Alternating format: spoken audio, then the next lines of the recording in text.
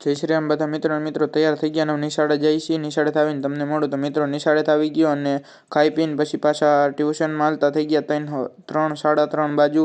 અને આજ હું ગાડી હાંકવા લઈ લીધી ભાઈબંધ પાસેથી અને જોઈ લ્યો ગાડી હાંકું હું ડ્રાઇવિંગ તો સારું વાંધો નથી, લાયસન્સ નથી પણ અરે કહેના ક્યા ચાહતે હો હાલે એમને।